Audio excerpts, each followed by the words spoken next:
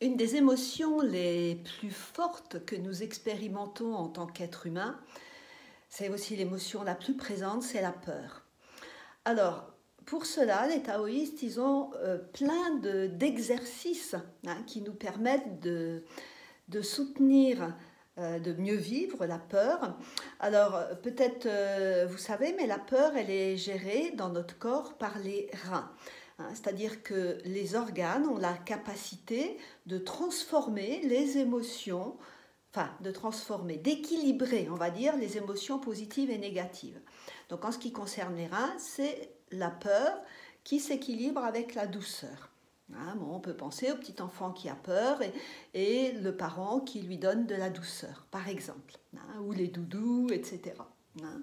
Donc, je pense que je vais vous donner une série d'exercices le lundi matin, donc pendant 2-3 semaines, pour renforcer vos reins, ce qui va permettre à chacun d'entre nous d'avoir plus d'énergie dans ces organes-là et donc de ne pas donner trop d'importance à la peur.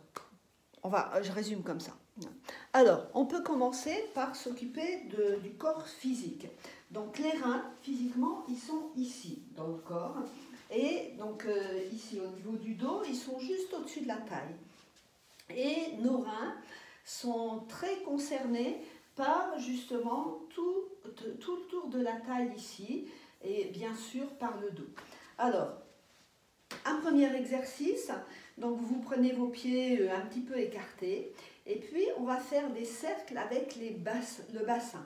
C'est-à-dire on va faire tous les mouvements qui cherchent à assouplir notre taille, et bien ils vont faire du bien au bassin. Donc ça c'est le premier mouvement que l'on fait. Donc vous voyez, je laisse mes jambes raides, et je fais faire à mon bassin des cercles les plus grands possibles. Et en même temps, ma tête reste droite aussi. Enfin, reste presque au même endroit, vous voyez. C'est le principe de la corde à sauter. Quand on fait de la corde à sauter, les mains, elles bougent presque pas. Et en même temps, la corde fait un très grand cercle. Donc nous ici, les points fixes, c'est la tête et les pieds. Et par contre, le bassin, lui, il fait des cercles les plus grands possibles. Donc ça, ce sont les mouvements du bassin. Donc on peut mettre les mains sur les hanches ou pas. Ce qui est important, c'est ici au niveau du bassin. Et puis on change de sens. Voilà. Et on est attentif à ce qui se passe dans les articulations. Donc on peut sentir le fémur qui est en train de s'articuler dans notre bassin. On peut sentir aussi le pubis qui va vers l'avant, le sacrum vers l'arrière. Et on met du sourire dans toutes les sensations et dans toutes les articulations. Donc ça, c'est le premier mouvement. Le premier mouvement, on va déverrouiller les genoux. Donc, c'est pas plier, c'est juste déverrouiller. Si je me mets de profil. Donc, le mouvement précédent, donc là, je l'ai fait de cette façon. Et maintenant, donc, je vais déverrouiller mes genoux. Donc, juste, comme quand quelqu'un nous donne un coup à l'arrière des genoux, ça fait plier comme ça. C'est juste déverrouiller.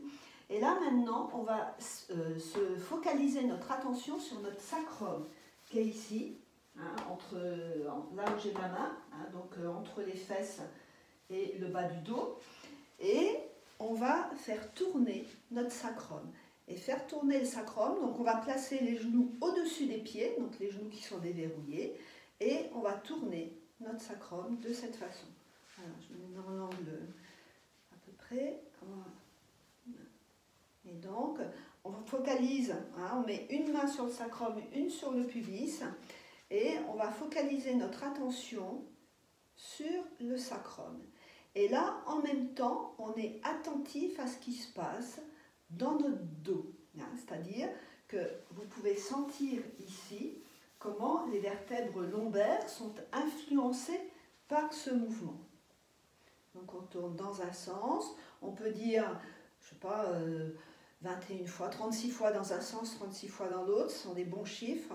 Donc là, je ne vais pas le faire aussi longtemps, voilà, je vais vous faire pour que la vidéo ne soit pas trop longue. Mais par contre, vous, quand vous allez reprendre à la maison, eh bien, vous faites 36 fois dans un sens, 36 fois dans l'autre. Toujours un bon chiffre, 36.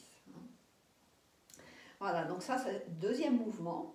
Et le troisième mouvement, ou le même mouvement, ces deux-là, vous pouvez les faire, oui, je dirai la prochaine fois pour d'autres.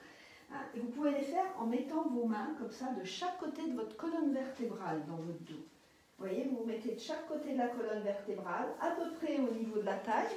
Donc vous avez le nombril ici, vous mettez à peu près en face, sachant que les reins ils sont juste au-dessus.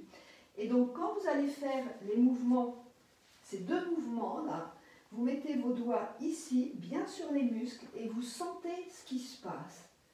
Et vous ressentez ce qui se passe. Et quand on change de sens, eh bien vous sentez qu'il ne se passe pas les mêmes choses. Et quand on va tourner que le sacrum, eh bien vous allez sentir que c'est encore différent. Quand on tourne le sacrum, et on peut sentir dans notre dos que les choses ne sont pas tout à fait les mêmes. Voilà, ça ce sont ces deux mouvements à faire tout le temps, tout le temps, tout le temps. Alors on peut y associer bien sûr la respiration, c'est-à-dire que voilà, inspire, expire, bon, peu importe. En général, on inspire plutôt vers l'avant et on expire quand le bassin est vers l'arrière. Donc ça fait inspire, expire, et inspire, et expire. Et quand c'est le sacrum, de la même façon. Inspire, expire, et inspire, et expire, et pareil dans l'autre sens. Voilà. Bon, je vous encourage vraiment à pratiquer ces mouvements.